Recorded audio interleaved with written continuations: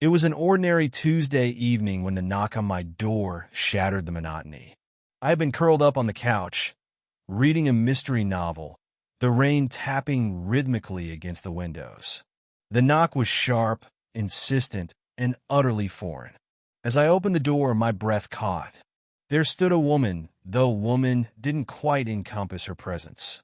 Her skin shimmered faintly, a hue somewhere between silver and lavender, and her eyes glowed softly like twin moons. She wore armor, gleaming, intricate, and undeniably otherworldly. Beside her stood a child, perhaps 5 or 6 years old, clutching her hand tightly.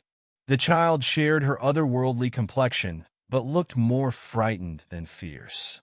"I am Zaryna of the Kirin clans," the woman said, her voice melodic yet commanding. "I need your help." I stood there stunned. "You what?" I managed to stammer. "Please," she urged, glancing nervously over her shoulder. "We do not have much time. May we come in?" Without waiting for my reply, she stepped inside, pulling the child along. I closed the door, my mind racing. Who were they? Why me? But the desperation in her voice silenced my questions for the moment. Once inside, Zaryna explained. Her voice was steady, but her words carried the weight of fear and urgency. "My people are at war. The Kirin clans have resisted the Zaynth dominion for generations, but now they've begun targeting civilians." She gestured to the child. "This is Liora, my daughter.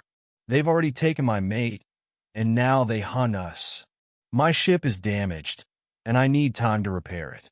You were the closest safe haven I could find." I blinked, trying to process the enormity of her words. Aliens. War. A mother and child seeking refuge in my humble home. "Why me?" I finally asked. Zaryna tilted her head, her luminous eyes studying me. "You have a kind heart," she said simply. "And kindness is rare in the galaxy."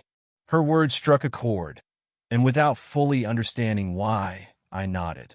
"You can stay," I said, "for as long as you need." The next few days were surreal. My small home became a sanctuary for the alien warrior and her child. Zaryna worked tirelessly on repairing a device she'd hidden in the woods near my house, while I looked after Liora. The child was curious but cautious, her wide, glowing eyes soaking in every detail of this strange world. She warmed to me gradually, her fear giving way to shy smiles and giggles. But our peace was short-lived. One night, as I sat with Liora in the living room, teaching her the names of earth animals from a picture book, Zaryna burst through the door. Her armor was scratched, her expression grim. "They found us," she said. A deep hum filled the air, and through the window, I saw lights in the sky, cold, piercing beams searching the forest. Zaryna grabbed her weapon, a sleek, glowing staff, and turned to me. "Take Liora. Hide. No matter what happens. Keep her safe." I didn't argue. Scooping Liora into my arms, I ran to the basement, my heart pounding. I could hear the sounds of the fight upstairs, blasts of energy, the crash of furniture, Zaryna's fierce battle cries. Liora clung to me, trembling. Then silence. The absence of sound was deafening. I waited, fear gripping me, until the basement door creaked open. My heart leapt. It was Zaryna. She was bloodied and bruised, but alive.